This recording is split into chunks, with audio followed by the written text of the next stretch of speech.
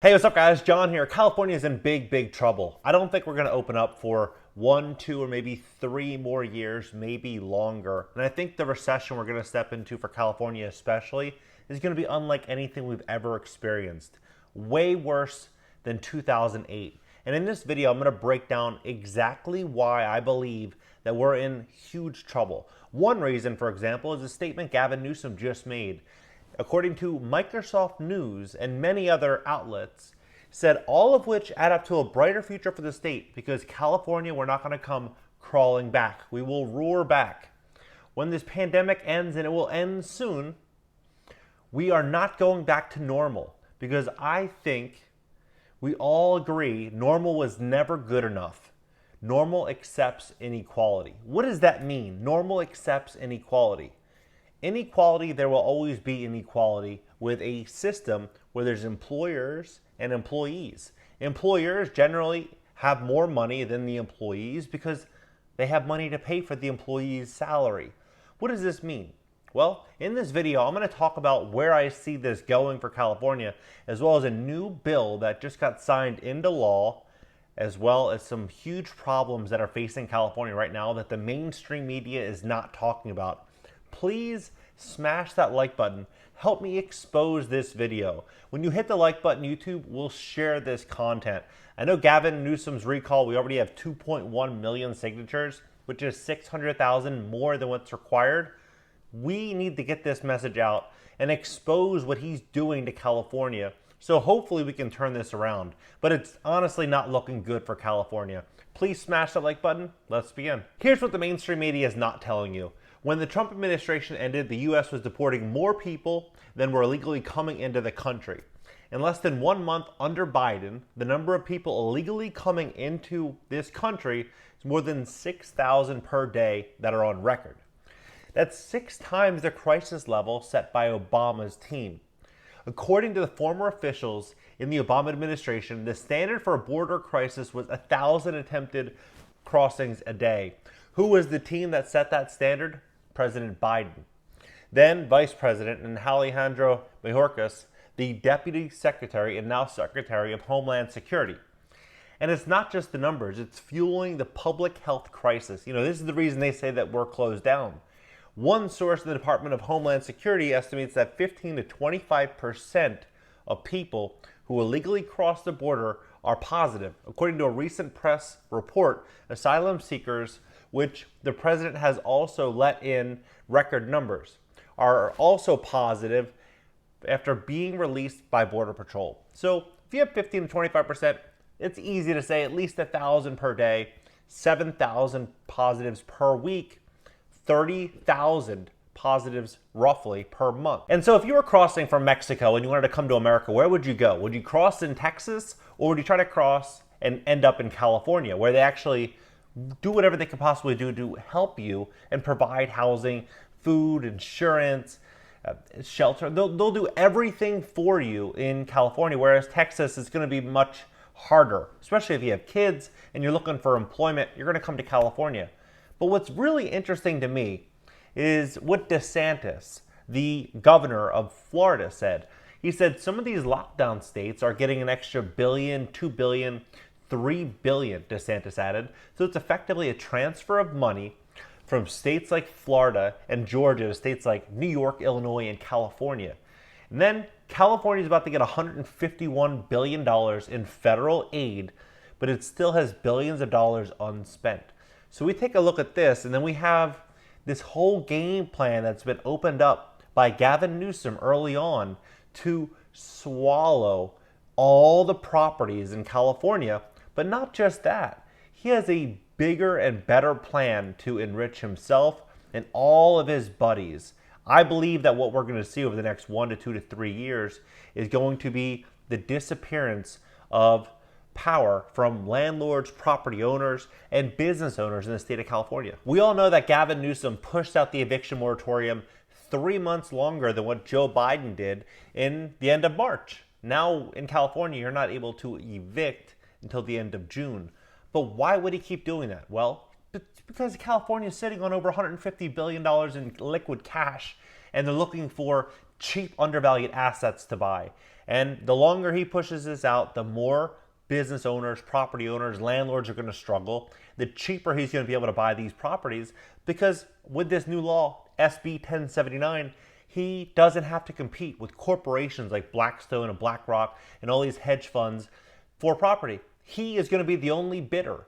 Look at the rules and regulations with this new law. It says an eligible tenant or buyer for number one. That sounds very, humane and very generous. But what eligible tenant is going to have 2 years stable income and the down payment required to buy a property in California? It's not going to be many. And the people that have money are realizing that the closures are just too much, and they're moving to more friendly states like Florida, for example. Number two, a nonprofit association, nonprofit corporation, or a corporation cooperative in which an eligible tenant, buyer, or prospective owner occupant is a voting member or director. Number three, a limited partnership in which the managing general partner is an eligible nonprofit corporation based in California whose primary activity is the development and preservation of affordable housing. Number four, a limited liability company in which the managing member is an eligible nonprofit corporation based in California whose primary activity is the development and preservation of affordable housing. Number five, a community land trust. Number six, a limited equity housing cooperative. Number seven, the state, the regents of University of California, a county, city, director, public authority, or public agency, and any other political subdivision or public cooperation in the state. And number eight, prospective owner occupant, any natural person who submits an affidavit to the trustee affirming that he or she will occupy the property as his or her primary residence within 60 days of the trustee's deed being recorded, will occupy the property as a residence for at least 1 year, is not the mortgagor or trustor or the child, spouse, or parent of a mortgagor or trustor, and is not acting as an agent or person or entity purchasing the real property. So he's building it out and basically saying the only way you can buy this is if you're us. So he's just pushing everybody out. He's putting all property owners, business owners, everyone in financial hardship for our safety. But what's funny is what he's doing is all for his own gain, for his benefit, because what he wants to do is push everyone to a state of dependence to where people need to comply with his every request if they want shelter in the state of California. Then look at his increased penalties and post-foreclosure eviction guidelines.